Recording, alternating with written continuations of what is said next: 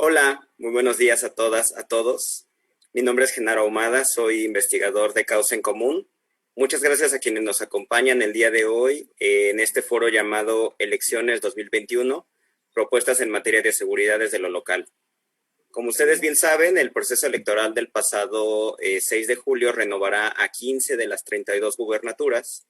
Y en este contexto, Causa en Común realizó un análisis de las propuestas, de las principales propuestas en materia de seguridad de las y los candidatos, tanto en las plataformas políticas de los partidos o las coaliciones que los apoyaron, como en intervenciones en medios de comunicación, en redes sociales y en los debates públicos que tuvieron en cada una de sus entidades. Y para platicar hoy sobre este tema, hemos invitado a 3 personas que son expertas y tienen mucha experiencia en el tema de seguridad en cada una de las entidades de donde nos acompañan. En primer lugar, quiero presentarles al doctor Luis Alberto Osornio, quien es investigador de la Universidad Autónoma de San Luis Potosí. También nos acompaña la ingeniera Diana Chávarri, directora Zona Norte del FICOSEC en Chihuahua. Y también buenos días, ingeniera. Y también está con nosotros el doctor Salvador Maldonado, quien es profesor e investigador del Colegio de Michoacán. Un gusto. Por supuesto, también nos acompaña Marilena Morera, presidenta de Causa en Común. Buenos días. Muchas gracias de verdad a todas y a todos quienes nos acompañan el día de hoy por el tiempo para este foro. Antes de iniciar, queremos invitar a todas las personas que nos están viendo a que dejen sus preguntas a través del chat de Zoom o a través del chat del Facebook Live. Ahí iremos retomando cada una de las preguntas que ustedes hagan para que en la sección de preguntas y respuestas nosotros podamos planteárselas a nuestra panelista y a nuestros panelistas. Solamente les pediríamos de favor que nos indiquen su nombre, el medio de comunicación o la organización a la que pertenecen y a quién iría dirigida la pregunta para proceder a hacerla en la sección de preguntas y respuestas. Así que sin más preámbulo, le cedo el uso de la palabra primeramente al doctor Luis Alberto Osornio, hasta por 10 minutos, para que nos comparta su reflexión sobre San Luis Potosí. Adelante, doctor.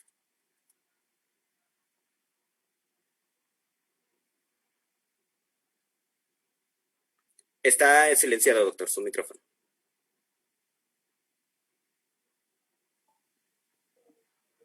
¿Qué tal a todos? Es un gusto saludarlos y estar en presencia de este foro que, pues la verdad, converge para tratar temas de índole de seguridad y que pues podamos intercambiar diferentes puntos de vista. Nosotros en la Universidad Autónoma de San Luis Potosí, de hecho, tenemos un observatorio de seguridad para llevar a cabo el seguimiento de los indicadores y estamos sumados a una red internacional con la Universidad de Sevilla y con Sudamérica. Lo más importante en este breve espacio que se me concede en este foro es apuntalar que hay unas transiciones importantes de gobierno y que nosotros debemos de tener una política en materia de seguridad y en materia de política criminal que nos determinarán una transición y aparte un desarrollo del gobierno y de gestión gubernamental en materia de seguridad adecuado. Nosotros tenemos 3 grandes regiones que hemos visualizado desde el punto de vista académico, que es el centro, sur y norte, y en esta forma de concentración de información que hemos recabado a través de los observatorios, hemos determinado que la prioridad en base a lo que se está viviendo día con día a nivel álgido de seguridad es primero acordonar, tener políticas y parámetros bien determinados en esta nueva gestión de gobierno, desarrollar a los elementos, diagnosticar en qué estado se concentra ahora los cuerpos policiales, hacer los mejores acuerdos y convenios con las guardias nacionales y aparte, porque en estos estados que San Luis colinda con muchos estados, hacer una forma de concentración regional que nos permita coadyuvar con estados como Michoacán, estados como Zacatecas, estados como Guanajuato, que tienen un estado álgido en cuestión de seguridad. habían determinado a las elecciones, también hacer un análisis retrospectivo de qué es lo que pasa, qué es lo que pasó y a qué nos afrontamos, y hacer un ejercicio académico y puro, y aparte un ejercicio muy eficaz para los cuerpos policiales. Aunado a esto, yo sé que en materia de... Hay grandes retos que tenemos que cumplir como Estado, en San Luis Potosí, en Michoacán, en Zacatecas, en Coahuila, que es regenerar y reactivar el sistema penitenciario. También tener una distribución territorial de nuestras fuerzas de seguridad y ampliar el margen de estructura tecnológica. Nosotros tenemos una plataforma bien edificada, una plataforma México, y esa plataforma México es para edificar lazos de unión entre los estados. Y aparte, tener una base de datos más segura. Si nosotros tenemos bases de datos más seguras, centralizadas, es una política criminal y una política de seguridad realmente eficaz para todos. ¿Por qué? Porque podemos canalizar nuestros mejores esfuerzos y no pueden ser efímeros con pequeñas proporciones. La mejor información es la que se administra y la que se proporciona en fin y en bien a la ciudadanía. Por eso, los C5, los C4 deben de edificarse en una estructura vertical y aparte tener un formato que nos lleve a reactivar todos esos cinturones y polígonos de seguridad. Aquí ya tenemos programas como el Plan Cuadrante, que está reactivado en 2017, y también tenemos otro que se va a reactivar por el nuevo gobierno, que es el Plan Escudo, ¿sí? Que viene en la propuesta del gobierno del futuro gobernador o ya electo gobernador de San Luis Potosí. Pues me queda por puntualizar y cerrar pues las apreciaciones que tengo de manera académica, diciéndoles que lo fundamental, lo preciso para que nosotros tengamos un desarrollo consolidado es que fortalezcamos a los municipios, fortalezcamos a las policías estatales, recuperando el desarrollo académico de las academias, fortaleciendo las certificaciones y haciendo planes estratégicos de coadyuvancia en los polígonos de inseguridad.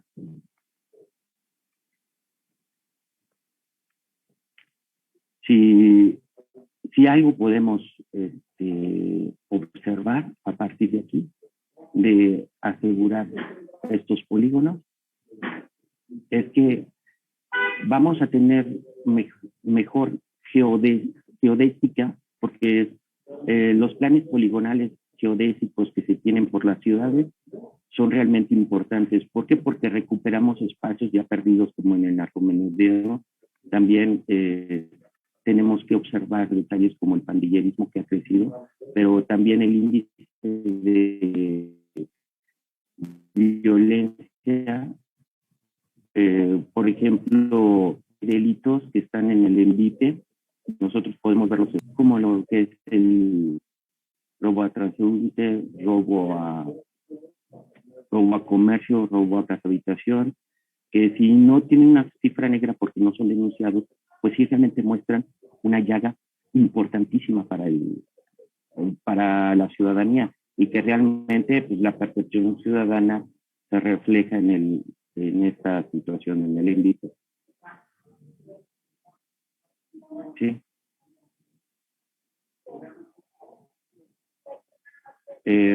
No sé si podamos, si tengamos un poco más de tiempo para dar mi salida final.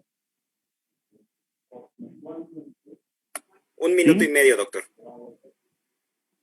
Bueno, ya para cerrar, pienso que los grandes acuerdos se hacen de grandes problemas. Pienso que a pesar de que estamos saliendo para poder establecer lineamientos de configuración de seguridad, pero en un plano metropolitano y también regional, o sea, acordar con los estados vecinos, acordar con el gobierno y aparte en todo en favor de la ciudadanía.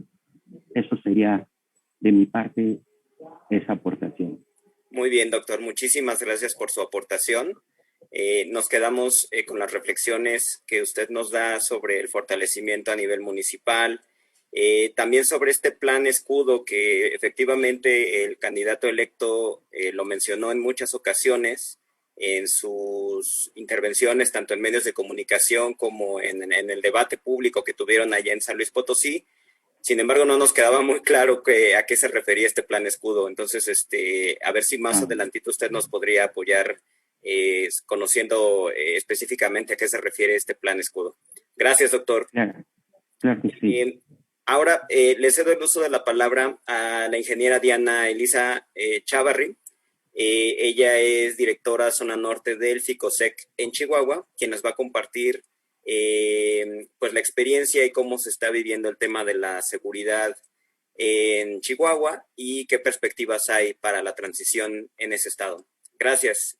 Muchas gracias, Genaro, María Elena y a mis compañeros Salvador y Luis Alberto. Qué gusto estar aquí. Como comentaba ahorita con María Elena, antes de entrar en línea, admiramos mucho el trabajo de Causa en Común. Para nosotros es un referente y documentamos y usamos mucho de la información que ustedes están generando. Así que es un honor estar aquí con ustedes. Voy a empezar a contar mi tiempo porque no me gusta pasarme. Igual yo estoy atenta al tiempo.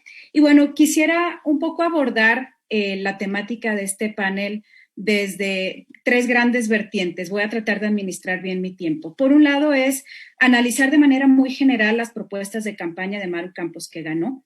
También que podamos todos conocer cómo va a recibir el estado de la nueva gobernadora. No va a tener retos sencillos.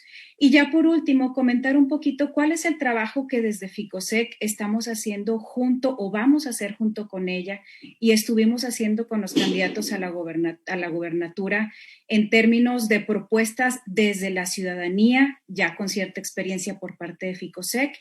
Y bueno, quisiera primero comentar cómo va a recibir el estado Maru Campos. Ella va a gobernar con la mayoría de municipios que no son de su partido ni de su coalición. Ella viene de la coalición PAN-PRD. Va a gobernar con el 28% de municipios afines a su partido, pero con el 42% de municipios del PRI, con el 11% de Morena PT y el resto pues son otros partidos menores u otras coaliciones.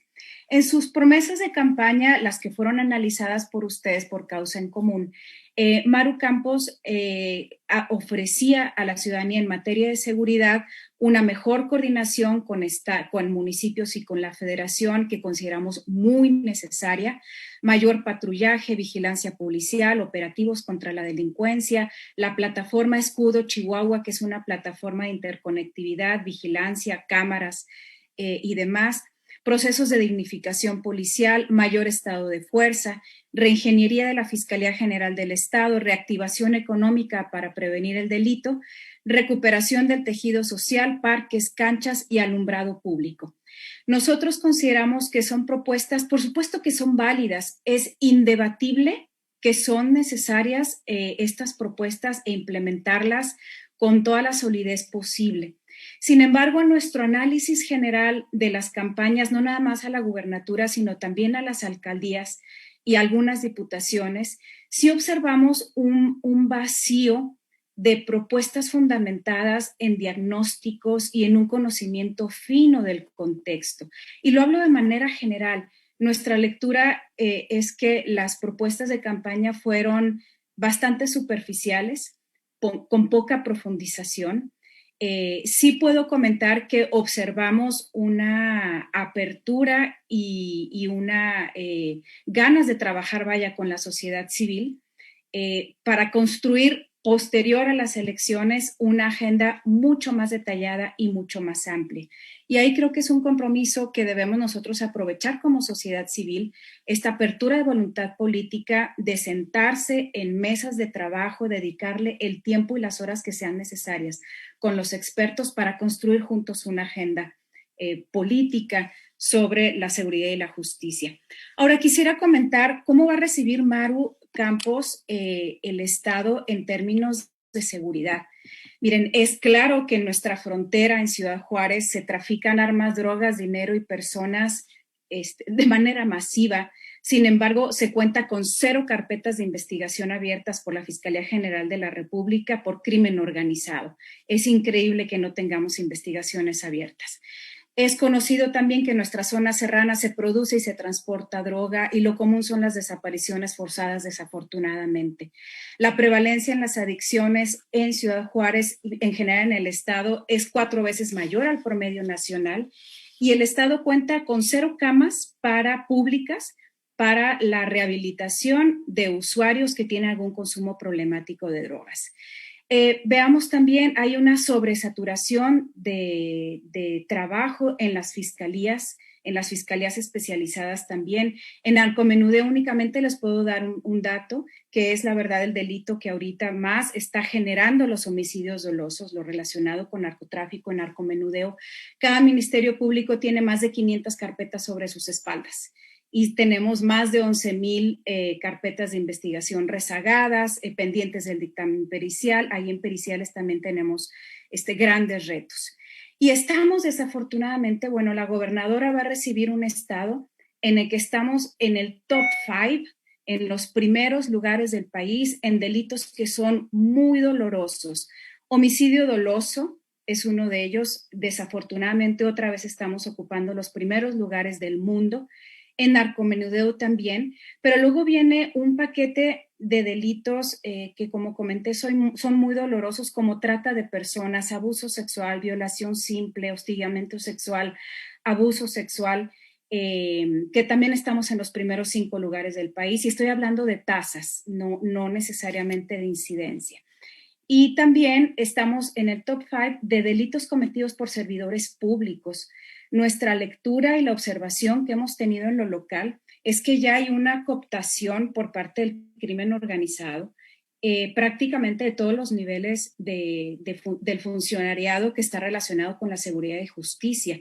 Y entonces ahí una de nuestras grandes propuestas es fortalecer los órganos de control interno, tanto de fiscalías como de policías municipales y estatales, ¿no? Tenemos en nuestra entidad una sobrepoblación penitenciaria del 9.2%. Existe cogobierno o autogobierno dentro de los centros penitenciarios, que es un reto que le va a tocar a la gobernadora abordar con inteligencia penitenciaria también.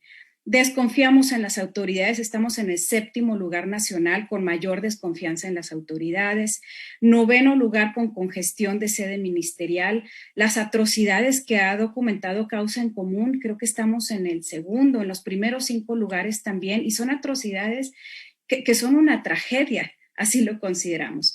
Igual, bueno, tenemos una cifra negra muy alta, no tan alta como el promedio nacional, y la impunidad está rampante. Tenemos el 97.3% de los delitos no obtiene una solución jurídica. Y bueno, estos son los grandes retos sobre cómo va a recibir la gobernadora el estado. Recordemos que Ciudad Juárez ya tuvo una historia de éxito. En el 2015 pudimos bajar a 21 homicidios por cada 100,000 habitantes nuestra tasa, cuando veníamos de tasas altísimas. Desafortunadamente ahorita tenemos una tasa de 106 homicidios por cada 100,000 habitantes. Ahora, ¿qué estamos haciendo desde la sociedad civil, desde el empresariado, desde las organizaciones que ya están constituidas y que están dedicando su tiempo y su talento para tener una mejor ciudad, una ciudad en paz? Propusimos una serie de líneas de ejes sobre los cuales se podría basar la política pública en materia de seguridad y justicia en el Estado. Propusimos 60 acciones específicas que están consolidadas en 7 grandes ejes. Entre ellos está la mejora policial, siguiendo el modelo nacional de policía y justicia cívica, que tiene todo que ver con dignificación policial, con que los policías cuenten con un seguro, que estén bien equipados, que tengan buenos sueldos.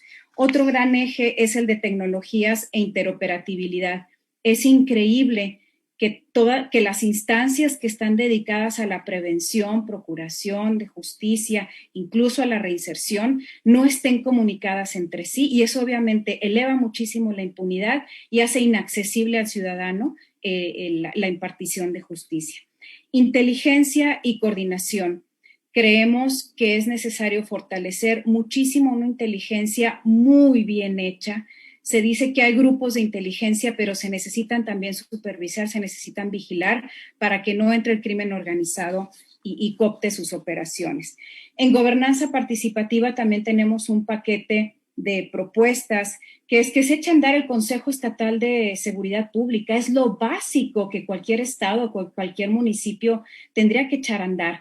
Ahí es donde se toman las decisiones más importantes en materia de seguridad, y con el gobierno actual que están dejando ese consejo prácticamente no funcionó. Entonces, nuestra apuesta es que la nueva gobernadora lo toma, lo asuma y tenga una clara convicción de que la seguridad pública debe ser el eje de su agenda. Si se aborda la seguridad y la justicia, todo lo demás tendría que trabajar de manera como un engranaje muy bien aceitado en todas las otras áreas, desarrollo social, economía, todo lo demás. Otro gran eje son los órganos de control interno. Aquí no tenemos una fiscalía autónoma, ni los órganos de control interno están funcionando, los municipales y estatales, como deberían funcionar para identificar actos de corrupción, para sancionar y, en su caso, para remover y procesar a los funcionarios públicos que estén relacionados con actos de corrupción. El tema de justicia cívica, que si bien no es inherente al Estado, sí el Estado puede fijarse como un líder para que los municipios establezcan y hagan la transición de lo que comúnmente se llama barandilla a un sistema de justicia cívica que está demostrado que previene el delito desde sus etapas más tempranas. Y concluyo con el último eje, que es prevención. La prevención casi siempre queda fuera de la agenda pública o se toma más en una temática como de desarrollo social o de educación, pero es importante darle una nueva visión a la prevención social de la violencia y delincuencia, identificando aquellos grupos o fenómenos que tendrían que apalancarse y que atenderse mucho más. En el caso de Juárez es todo el tema de género, que incluye infancia, el tema de juventudes y el tema de adicciones principalmente. Y bueno, para no pasarme de mi tiempo, yo con esto concluyo. Muchas gracias. Muchas gracias, Diana. Sin duda, ahorita en la sesión de preguntas y respuestas tal vez podamos ampliar algunos de los temas que has mencionado muy atinadamente. Ya mencionabas ahorita parte del trabajo que realiza también Causa en Común, el tema de las atrocidades. También por ahí salió una nota en la semana de el número de policías asesinados que quedan en la administración de Javier Corral, con un total de 174. Entonces, no sé si nos puedas hablar más adelantito de eso y algunas preguntas también que lleguen de parte del público. Muchísimas gracias, Diana, por tu intervención. Y ahora, para concluir esta primera ronda, le cedo la palabra al doctor Salvador Maldonado del Colegio de Michoacán para que nos comparta también su visión sobre el tema de la seguridad en la entidad y sobre las perspectivas para el cambio de gobierno. Adelante, doctor. Gracias, muy amables en su invitación. Les agradezco mucho el espacio que han generado para poder conversar en comparación con otros estados. Gracias a Causa en Común por estar organizando este tipo de foros que son muy importantes para poder difundir las situaciones que ocurren en los estados y los retos que vienen por delante en el corto plazo. En el caso de Michoacán, a diferencia de San Luis y de Chihuahua, me parece que la situación en Michoacán tiene una serie de peculiaridades que valdría la pena recalcar. Un poco de historia muy rápido. Como varios de nosotros ha estado en el centro de las instituciones federales contra el narcotráfico desde el año 2006 por lo menos, pero obviamente se remonta atrás, se remonta hasta el año 2000, incluso hasta los años 60. Es decir, las intervenciones federales han estado presentes en Michoacán desde prácticamente que se impulsaron las políticas prohibicionistas contra las drogas. Varias cosas caracterizan a Michoacán también, como en los últimos años, en el 2013, tras el surgimiento del movimiento de autodefensas, el haber iniciado una estrategia que el gobierno federal consideró de intervención federal, que prácticamente fue una intervención que desplazó los poderes, el poder estatal, encaminó el gobierno federal de Peña Nieto a un comisionado para poder restablecer la seguridad en un contexto en el cual el dominio del cártel de los Caballeros Templarios había sido, digamos, imponente, ¿no? Todos hemos visto por lo menos por los medios de comunicación y los periódicos, la situación en que derivó esta estrategia y fundamentalmente a raíz de que el comisionado Castillo salió de Michoacán, pues se dio en un contexto de elecciones, ¿no? Esas elecciones que se llevaron a cabo en el 2015 y en el cual ganó el gobierno de Silvano Aureoles la gubernatura, en un contexto en el cual obviamente había una cierta restablecimiento de la seguridad, ¿no? Pero obviamente implicaba muchísimos retos, con muchísimas situaciones de desafíos que habría que enfrentar en términos de los grupos de autodefensa, de los procesos de infiltración del crimen, de la gobernabilidad local, pero sobre todo de la manera en cómo restablecer un proceso de pacificación. Eso fue lo que le tocó al gobierno de Silvano, quien básicamente durante su periodo de gobierno encaminó una estrategia de recentralización de la seguridad estatal a partir de la creación de destacamentos regionales bajo el supuesto de que un proceso de centralización podía controlar, poner equilibrios a nivel de los municipios para, digamos, gestionar un proceso de seguridad desde ese punto. Un proceso de recentralización de la seguridad en el cual, pues obviamente varios municipios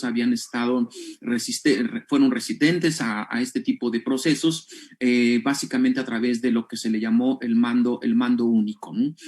Hubo varias situaciones entre municipios y el gobierno del estado, tensiones en las cuales no se aceptaba en general el mando unificado. Sin embargo, o sea, al final del gobierno anterior fue fundamentalmente el que niveles de inseguridad se siguieron manteniendo en niveles altísimos, ¿no? Hoy Michoacán, por ejemplo, es uno de los 6 estados que concentra el mayor índice de homicidio doloso a nivel nacional. Claro que hay otras situaciones como por ejemplo el caso que ahora es un caso muy urgente de atender, como el caso Aguililla, a través de las confrontaciones entre el cártel Jalisco y el otro cártel Unidos, ¿no? Donde hay un proceso de disputa muy enconado en una de las regiones históricas, ¿no? Donde se ha fraguado, digamos, el narcotráfico en unas zonas donde han sido, digamos, plantíos históricos y ahora territorio de laboratorios. Eso es lo que está ahorita funcionando en ese sentido. En términos, digamos, de inseguridad que priva al contexto, digamos, preelectoral, pues es no solo estos altos índices, digamos, de incidencia delictiva, sino además un proceso que ha sido lamentable en el cual hay una poca coordinación o hubo una poca coordinación o casi nula coordinación entre las policías la policía estatal, las policías municipales, la Guardia Nacional, el Ejército o la Marina, ¿no? A raíz de que el gobierno federal inicia sus labores de gestión para volver a recentrar sus esquemas de seguridad, hubo muy poca coordinación entre estos cuerpos de seguridad y básicamente cada quien está trabajando bajo sus propios esquemas. Esto obviamente ha implicado un problema mayor porque ningún cuerpo policial, ¿sí? Sea militar o sea policial o sea de policía municipal, ha tenido realmente una estrategia de coordinación efectiva para poder crear programas específicos o esquemas específicos de coordinación y hacerle frente al crimen. Entonces, lo que tenemos obviamente en un proceso de fragmentación de estrategias de seguridad que ha generado oportunidades para grupos, ¿no? Delictivos, digamos, gran parte de sus negocios una mucho más exitosa. Ahora, ese es un contexto, como muchos otros datos más, ¿no? Que generan en la propia transición de este gobierno y que llevan a las elecciones. Básicamente una característica central del proceso electoral fue el que Raúl Morón, el primer candidato, ¿no?, a la gubernatura por parte de Morena, tuvo que declinar o tuvo que renunciar a la candidatura a partir de la evaluación que hizo el INE, ¿no?, de haber excedido los gastos de campaña. En lugar de él, pues entró el nuevo candidato que triunfó por parte de Morena, ¿no?, Alfredo Bedoya, y que con un poco margen de votos logró el triunfo mismo que está siendo cuestionado muy sistemáticamente por el gobernador actual y por la coalición PRD, PRI y PAN. Esta situación pues parece que se sigue llevando a otros niveles, ¿no?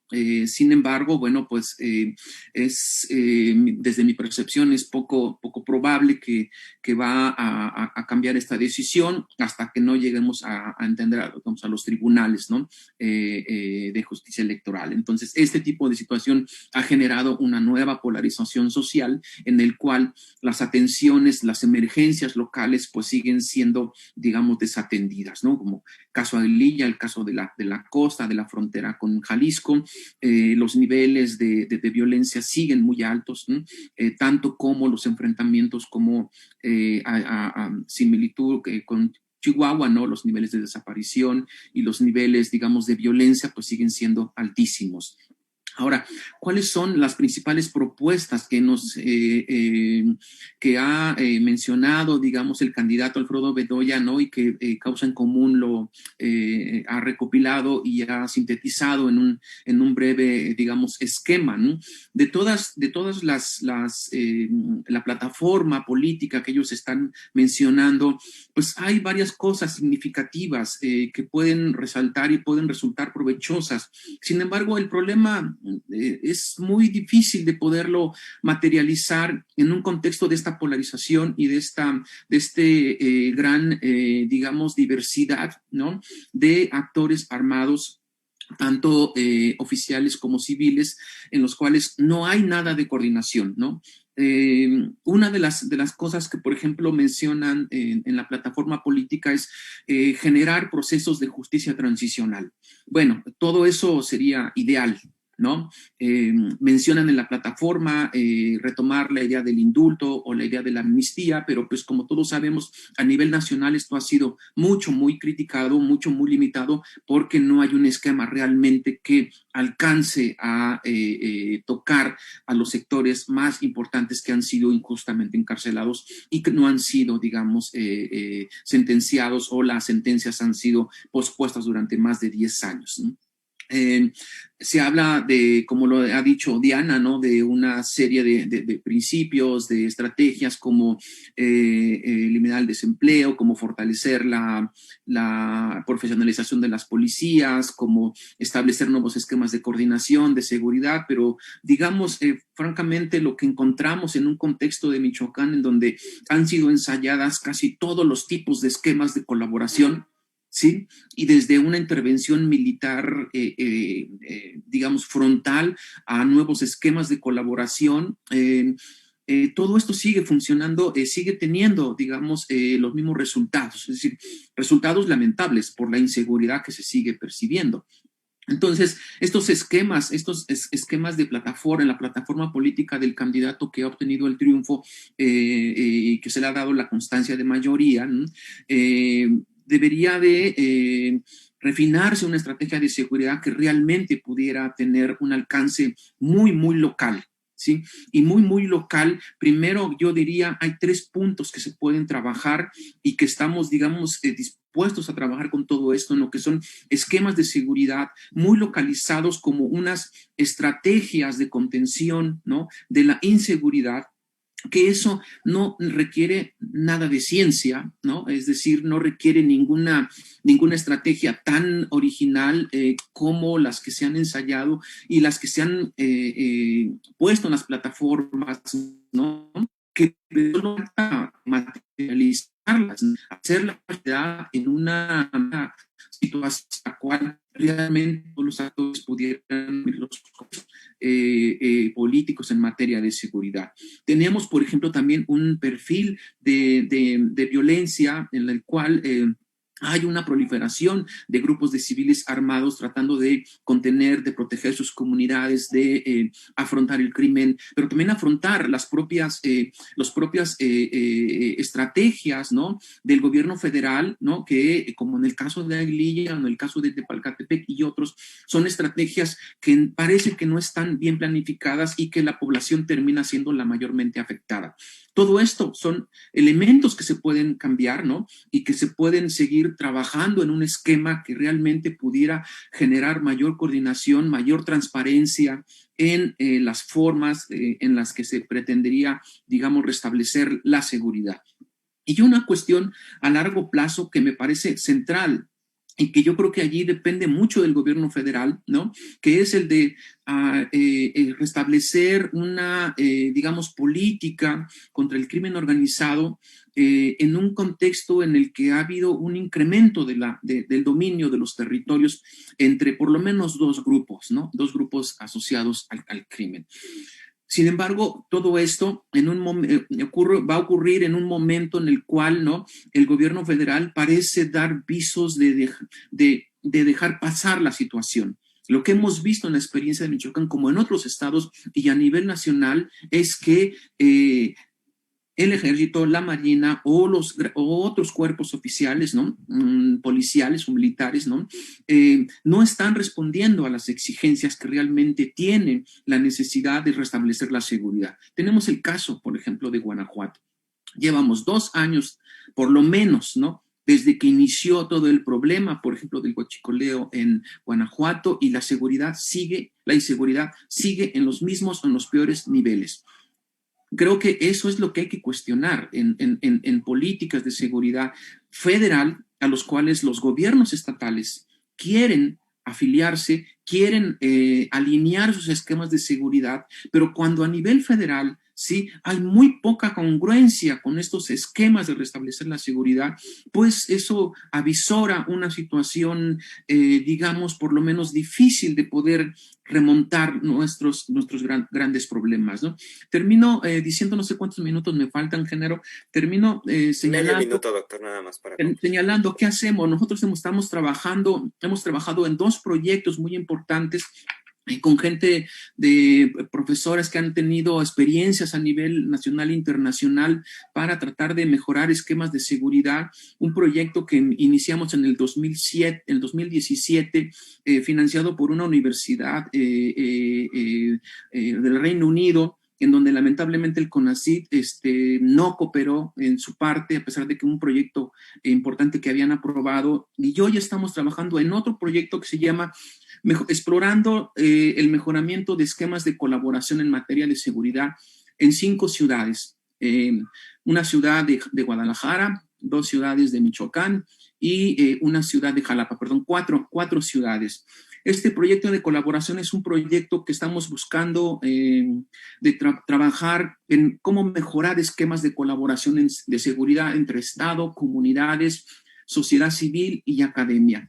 Lamentablemente también el CONACYT se bajó del barco y no ha podido aportar su parte en un proyecto que ganamos de colaboración internacional, y pues esperamos todavía que sigan contemplando esta colaboración, pero todo esto es un indicio en el cual proyectos de este tipo, ¿no?, donde trabajamos un grupo de más de 8 personas de investigadores de talla internacional que estamos trabajando en México en encontrar mejores espacios, mejores, digamos, ejemplos de colaboración en sociedad en materia de seguridad, ¿no? Pues seguimos, digamos, dependiendo de este tipo de presupuestos, porque es un equipo que requiere contratar gente para poder trabajar, analizar, hacer diagnósticos, poder entrar a un nivel muy local para ver cómo se puede impulsar las mejores maneras de colaborar, de, digamos, desenredar lo que nosotros le llamamos los nudos de las trabas burocráticas. En fin, allí estamos y terminaría diciendo, Michoacán tiene otra vez importantes 5 o 6 nos generan lección la situación que se propone de seguridad pues sigue rebasada por esquemas de conflictividad que rebasan simplemente una serie de plataformas generales y que no logran aterrizar hacia abajo. Gracias. Muchísimas gracias, doctor, por su reflexión. Pues sí, efectivamente, la preocupación en Michoacán pues está relacionada con la presencia pues ya casi generalizada de estos grupos del crimen organizado. La situación en Aguililla, que por supuesto es muy preocupante, y salía hace unos días un reportaje sobre todo el nivel de secuestro, de extorsión que están viviendo las personas que se dedican al aguacate en toda la región aguacatera de Michoacán. Creemos que pues son focos de alerta que también el gobierno entrante tendría que poner mayor atención. Bueno, ahora haremos una breve sesión de preguntas y respuestas, si ustedes así les parece bien. Tenemos aquí algunas preguntas que nos han llegado de las personas que nos están viendo tanto por Zoom como por Facebook. Hay unas generales y hay unas más particulares. Si quieren, les digo las preguntas generales en las cuales ustedes podrían ayudarnos ambos. Lamentablemente el doctor Osornio tuvo que desconectarse por una actividad académica en San Luis Potosí. Pero bueno, a lo mejor ustedes también nos pueden apoyar ahí con una visión un poco más nacional. Voy a compartirles una pregunta que digamos es para ambos. Es de una reportera del Heraldo Radio. Ella nos dice que en el anterior proceso electoral se habló de una histórica elección manchada por el crimen organizado que metió las manos en la selección de candidatos, ¿no? De entrada, se tendría que investigar a los ganadores a gobiernos, especialmente en los corredores importantes para el narcotráfico. Se corre el riesgo de que los delincuentes accedan a información privilegiada nacional. Esa sería la pregunta de la reportera que nos está siguiendo. Hay otras preguntas más generales. No sé si también gusten apoyarnos con una respuesta o con un comentario. Una de ellas dice que si bien los ponentes mencionan que se deben fortalecer los planes de seguridad de los municipios, el gobierno ha optado por una seguridad basada en la Guardia Nacional. ¿Es posible combinar los esfuerzos a nivel municipal con fortalecer a la Guardia Nacional? Esa sería la pregunta. ¿Y qué podemos hacer las ciudadanas, los ciudadanos, para exigir a los nuevos gobernantes electos que cumplan con sus propuestas de seguridad? Esas serían, digamos, las tres generales. Les doy dos particulares para cada una de sus estados. Diana, aquí nos preguntan ¿cuál sería el motivo del rebase de la violencia e inseguridad en Chihuahua? Es decir, nos comenta las cifras y las áreas que requieren fortalecimiento, pero desde su perspectiva, ¿es un problema de falta de voluntad política, de capacidades, de recursos, de corrupción? ¿O bien es un asunto institucional, falta de coordinación, gobernanza, etcétera? Ahí compartirnos, por favor, su visión. Y en el tema de Michoacán, ¿qué va a pasar con el tema de las autodefensas? Sabemos que pues tienen presencia generalizada en toda la entidad.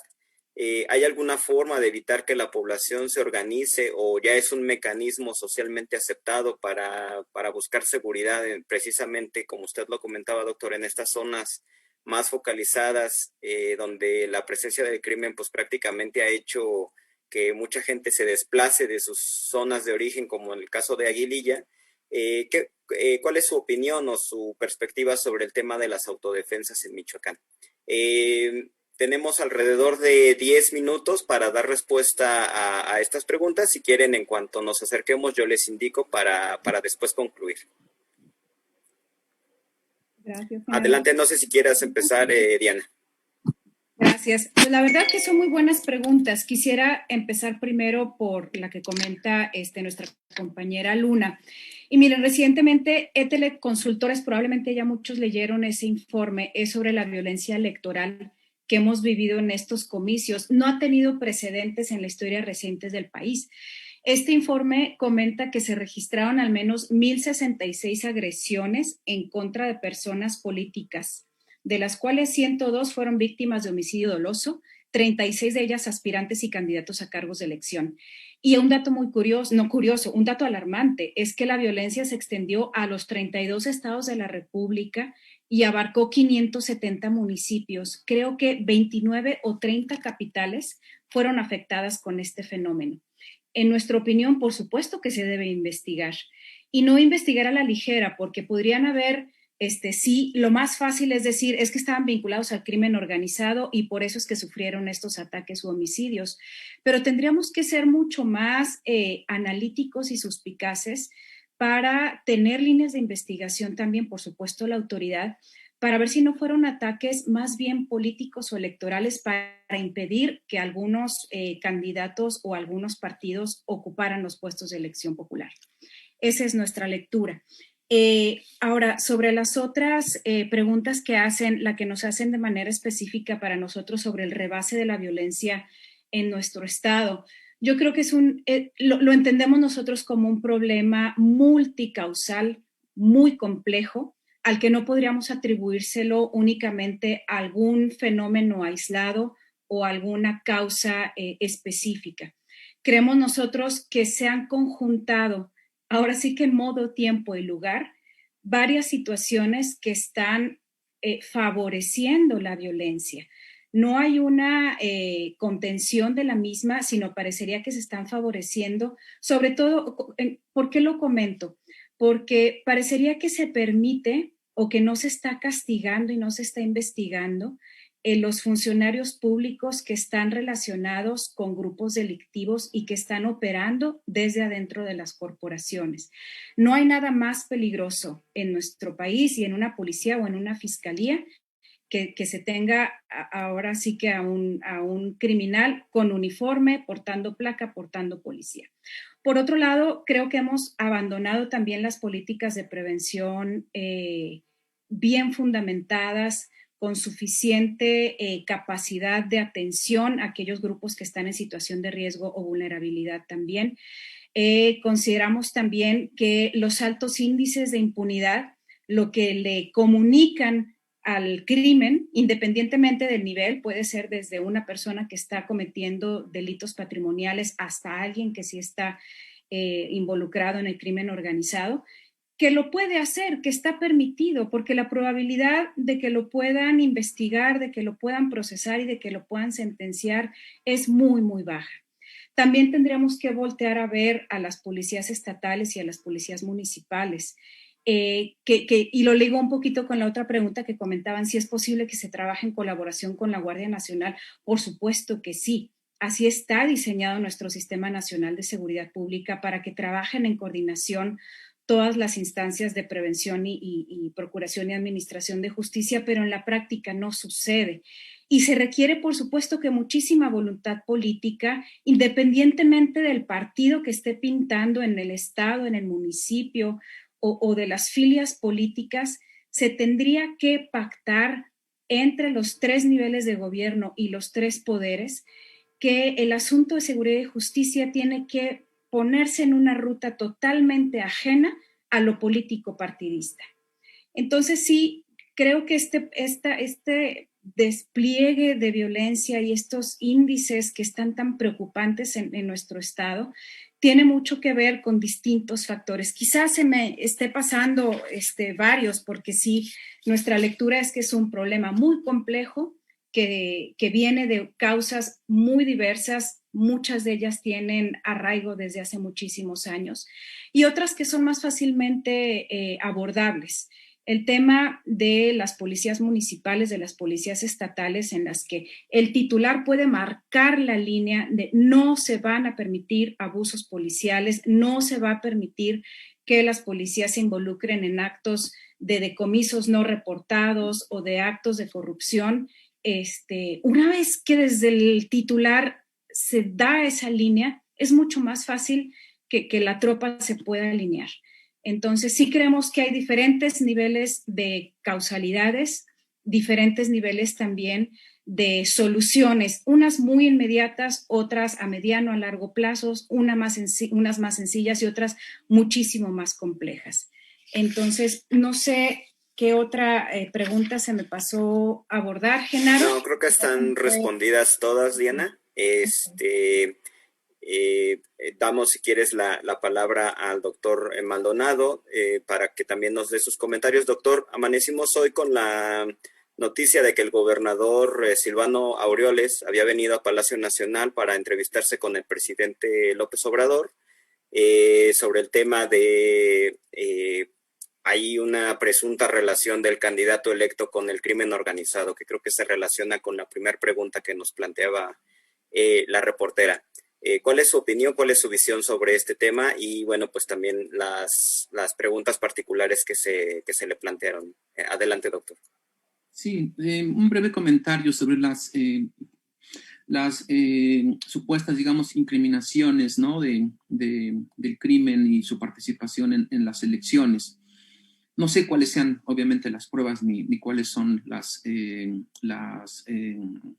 pruebas en general, ¿no? que están utilizándose. Sin embargo, nada más diría yo que Michoacán lleva ya años y años y años en donde hay una participación directa e indirecta de parte de grupos del crimen organizado a nivel muy local para tratar de influir en la selección de candidatos. Porque lo más importante hasta hace años era, por ejemplo, el control de las policías municipales, ¿no? Y eso llegó obviamente a un nivel que rebasó lo local y se incrustó a nivel, digamos, estatal, ¿no? Con varias oficinas que habían sido cooptadas por parte del crimen. No es ninguna novedad todo esto, pero creo que había que analizarlo en ese sentido, en el cual lo que se ha creado es una espesa red, ¿no? de interacciones, ¿no? entre este tipo de grupos con otros grupos. Ahora, yo creo que hay otro punto más general que me parece más preocupante, no solo en relación a los procesos de infiltración, sino al manejo de la narrativa del narcotráfico. A mí me parece que todavía seguimos reproduciendo muchos mitos que nos hace mucho mal desde la sociedad civil y desde academia, de que grupos del crimen, grupos delictivos infiltran gobiernos. Yo creo que no hemos analizado, no nos hemos puesto a leer, incluso en comparaciones transnacionales, comparaciones en otros casos, en donde no podemos seguir estableciendo este tipo de dualidad entre un grupo del crimen, un grupo delictivo y versus autoridades. Yo creo que el nivel de crimen organizado en México como en otros países ha evolucionado a un nivel tan complejo que es muy difícil poder digamos, encontrar sus puntos, digamos, de separación, ¿no? Gran parte, como lo he escrito en varios artículos, un libro, gran parte de nuestro problema es que estos límites, lo que ha funcionado para la política mexicana es que estos límites son muy borrosos, ¿no? Y son muy borrosos a nivel muy local. No sé, en algún municipio, por ejemplo, lo más importante no solo es ahora controlar la policía, sino lo más importante es controlar, por ejemplo, las regidurías de obras públicas, los proyectos de construcción, o sea, los presupuestos que bajan, ¿sí? A nivel muy local y en los cuales obviamente hay mucho más ganancia que cualquier otro tipo digamos, de actividad. Es decir, hoy, por ejemplo, hoy por hoy la marihuana no da, obviamente, las enormes ganancias que puede tener un grupo que ha logrado, por ejemplo, capturar, por ejemplo, obras millonarias de obra pública. Creo que todo eso son ejemplos, pequeños ejemplos, desde un nivel muy municipal hasta un nivel muy estatal y muy nacional, en los cuales el mito del crimen, el mito del narcotráfico lo seguimos utilizando como un mecanismo representacional que te obliga a separar estas dos dimensiones. Y yo creo que eso es precisamente lo que habla Aduna. Pero esa investigación debe ser de oficio y no es ni antes ni después. El INE tenía ciertos mecanismos de transparencia que eran muy, digamos, endebles, muy formales, pero que las declaraciones, había ciertas investigaciones o ciertos monitoreos más que investigación desde varias instancias que hoy no se hacen, ¿sí? Y hubo, digamos, varias exhibiciones de algunos candidatos en Michoacán que estaban relacionados con el crimen, pero ni la Fiscalía General ni la Fiscalía Estatal hicieron nada en la investigación, ¿sí? Entonces, esto, vamos, es un problema que se viene arrastrando y que se echan la pelota unos a otros, y creo que esto es lo más complicado en este tipo de situaciones, ¿no? En la pregunta de Adriana Luna. Entonces yo diría, pues sí, se tendrían que investigar, pero yo creo que el problema que tenemos en México, como lo decía Diana en el caso de Chihuahua, es que las carpetas de investigación están paradas.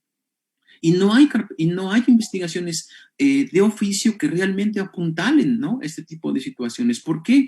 Pues por obviamente muchísimas razones, muchos motivos, de muchas diversas razones hay para poder no investigar. Y obviamente uno le rasca a nivel muy local y pues simplemente encuentra uno cosas sorprendentes, ¿no?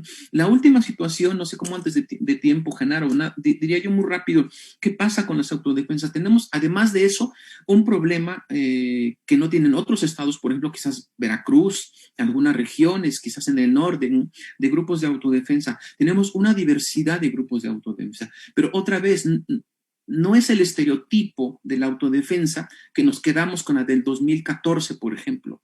Hoy esos grupos de autodefensa han evolucionado a otros niveles. Por ejemplo, en regiones indígenas se han creado policías comunitarias, y policías comunitarias que más o menos controlan sus, digamos, procesos de seguridad en un esquema muy complejo, en donde tienen que estar, digamos, en estas negociaciones entre la policía estatal, el ejército y otros. Entonces, hay grupos de autodefensa como policías comunitarios que sí están brindando, digamos, alguna seguridad a sus propias comunidades. Y puedo decir, por ejemplo, a nivel de la meseta o a nivel, digamos, de regiones indígenas, donde estos grupos de policía comunitaria han logrado generar mecanismos de control, de procesos, digamos, de incremento de violencia. Simplemente por decirles, Cherán, este municipio histórico que seguramente todos se acordarán, ¿no?, de que declaró su autonomía, digamos, por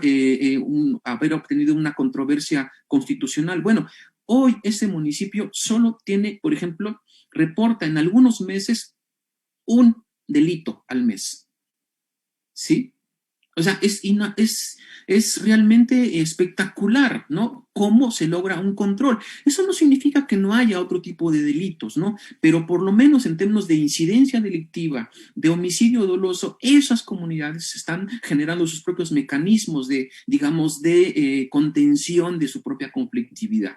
¿Sí? Hay que seguir analizando esas experiencias, pero sin embargo hay otras regiones en donde hay grupos, ¿no?, que realmente tienen un proceso de infiltración muy serio.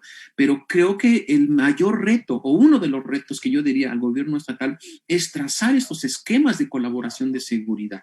Y nosotros hemos llegado como casi a esa conclusión.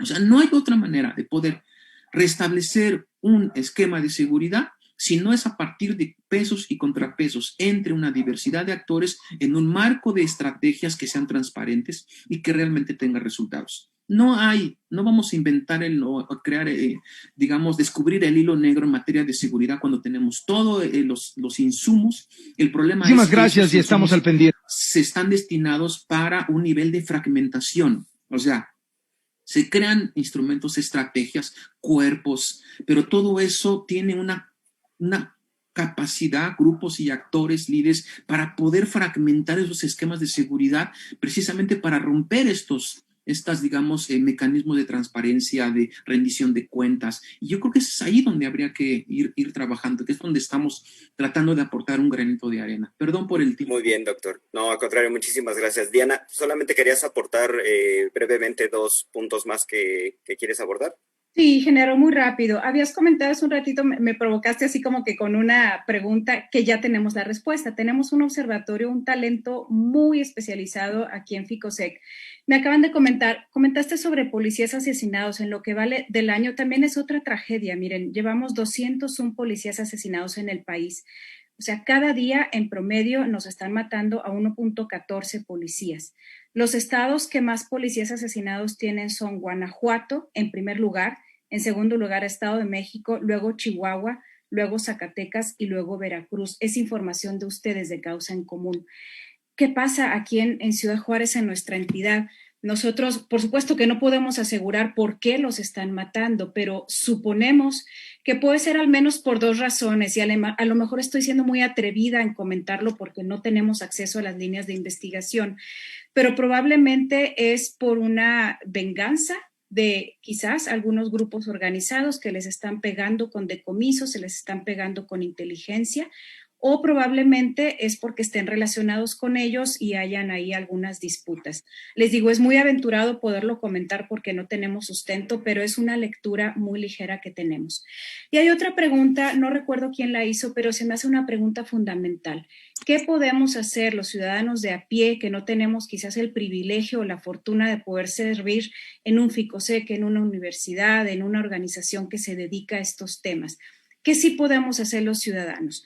Uno, acercarnos a nuestros representantes para informarnos y para exigirles. Los más cercanos son los regidores a nivel ayuntamiento. Identifiquemos quiénes son los regidores, identifiquemos si hay una comisión de seguridad dentro del cabildo y pidamos reunión con ellos.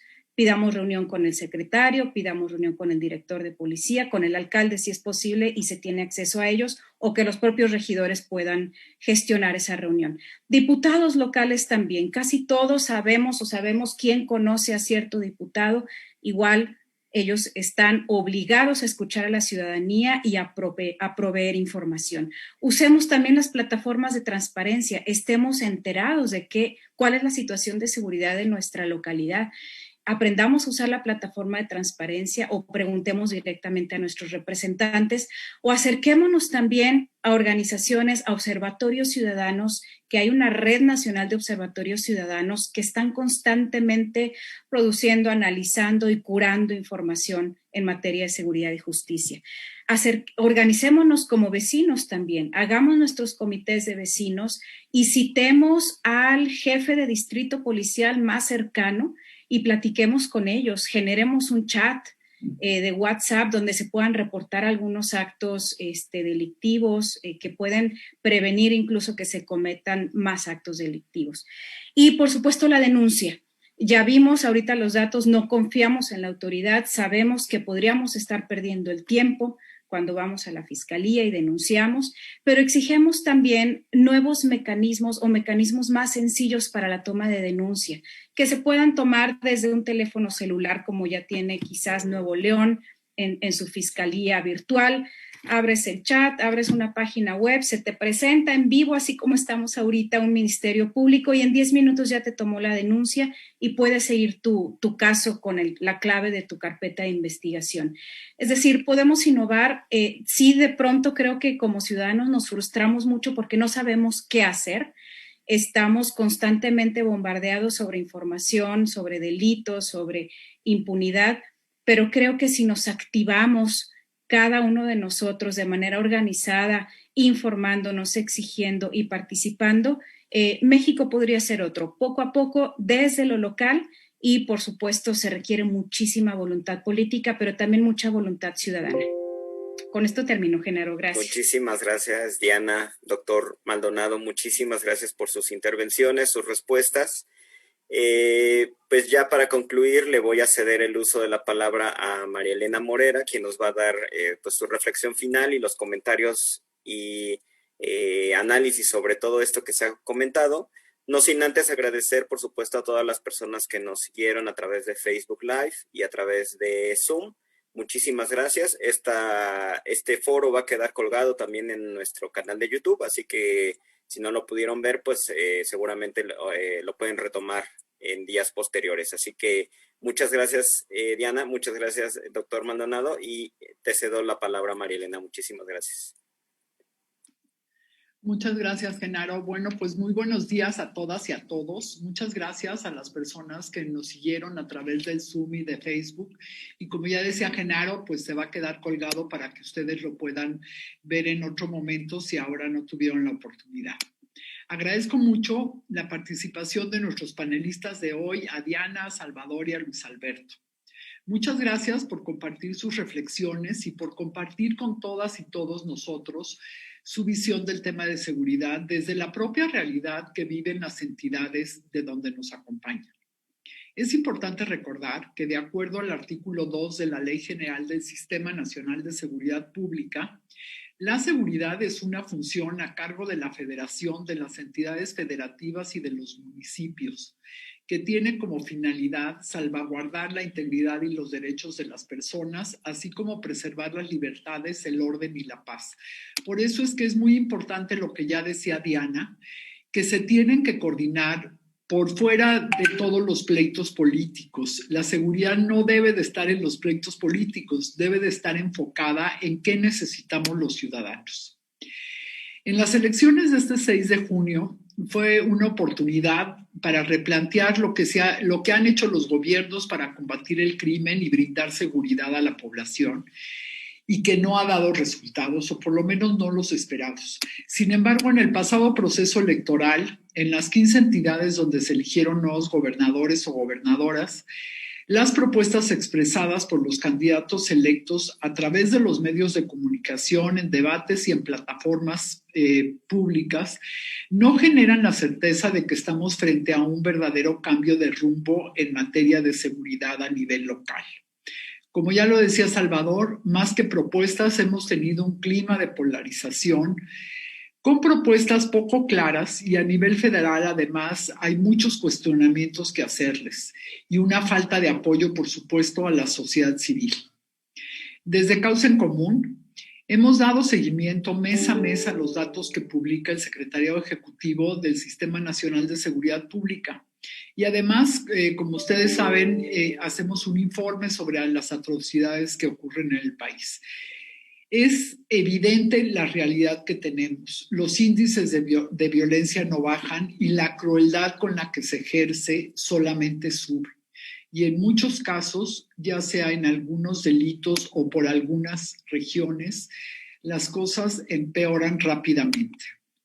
A pesar de la crisis de violencia que atraviesa el país, vemos también con preocupación que no hubo en las plataformas de propuestas políticas y de propuestas en seguridad acciones dirigidas para frenar el crimen, sino, como les decía, pues hubo polarización y además una suerte como de resignación a la militarización extrema que nos ha impuesto el gobierno federal y al abandono de las policías locales. No hay más que ver los presupuestos asignados para tener claro por dónde vamos. Por ejemplo, para el presupuesto de egresos de la Federación 2021, el Fondo de Aportaciones para la Seguridad Pública, que se conoce como FAS, se redujo, afectando a las policías estatales que tienen enormes necesidades. Y ya no digamos de las policías municipales, donde el Fortaseg, que es un fondo importantísimo para ellas, quedó simplemente en ceros, o sea, lo desaparecieron. Por el contrario, en la Sedena no saben de austeridades y su incremento en el presupuesto fue de un 20%. Además, desde luego, se incrementó el ingreso por vías de fideicomisos o de diversos negocios. Y no es que estemos en contra de las Fuerzas Armadas. De lo que estamos en contra es del abuso que se hace de las instituciones que están abocadas a otros temas como la defensa nacional o la atención en casos de desastres naturales, y ahora los tenemos en todos los temas. Como las propias cifras oficiales lo acreditan, no sirven para los temas de seguridad pública, y menos aún cuando se les ordena que se queden de brazos cruzados frente al crimen organizado, como lo hemos visto en las últimas masacres ocurridas en Reynosa. Vemos también con preocupación los presuntos vínculos de algunos candidatos y candidatas electas con el crimen. ¿Cómo es posible que se ofrezca a una ciudadanía agobiada por la criminal este tipo de perfiles? ¿Y cómo es posible que no haya consecuencias para la operación de organizaciones criminales en favor de los candidatos? No solo no rompemos los pactos de complicidad que venimos arrastrando de muchos años, sino que ahora se multiplican, suben de nivel y se fraguan con mayor descaro. Desde Causa en Común creemos que México aún puede optar por la vía civil en el combate a la criminalidad y la construcción de una auténtica seguridad. Desde luego que hace mucho daño las definiciones que se toman desde el gobierno federal, pero ello no debe de ser un pretexto para tirar la toalla a nivel local. Hay márgenes de acción, hay ideas por obtener mejores recursos, además de los fondos tradicionales, por ejemplo, a través del cobro del predial. Sobre todo, debe de haber un compromiso con la gente para dar resultados. Como dijo Diana, hay que aprovechar las propuestas de algunos candidatos electos como Maru Campos de trabajar con la sociedad civil y habrá que darle seguimiento. Deben rescatarse a nuestras policías, poner los controles internos y externos, darles lo mínimo indispensable para que puedan enfrentar situaciones de enorme peligro como las que enfrentan. Se deben de tener mejores sueldos, mejores prestaciones, equipamiento, instalaciones. Las policías, además, deberían de poder hacer investigación para la persecución del delito sin estar sujetas al mando y conducción del Ministerio Público. Es decir, movernos a un modelo acusatorio puro donde la denuncia y la investigación inicial de los delitos la hagan los policías. De esta manera se lograría que las fiscalías estatales realmente se dediquen a lo que deben dedicarse, a hacer una buena carpeta de investigación bien sustentada que evite la grave impunidad que hoy sufrimos. Deben establecerse el control por parte de los gobiernos al interior de los penales. También deben crearse programas emergentes de empleo y deben de imaginarse acciones específicas de prevención de la violencia. Debe, ante todo, insistirse en la creación de puentes entre las comunidades y las autoridades. Es una agenda, desde luego, muy amplia y compleja, pero los candidatos que ganaron deben comprometerse con todo lo anterior y es muy importante que sientan en todo momento la presión de las organizaciones sociales, de los activistas, de los académicos y de la ciudadanía en general para que cumplan con todo lo que prometieron. En fin, no me queda más que volver a agradecerles a todos ustedes que hoy nos acompañaron y desearles que tengan un muy buen día. Muchas gracias. Gracias, Diana. Gracias, doctor. Gracias, María Elena. Encantado.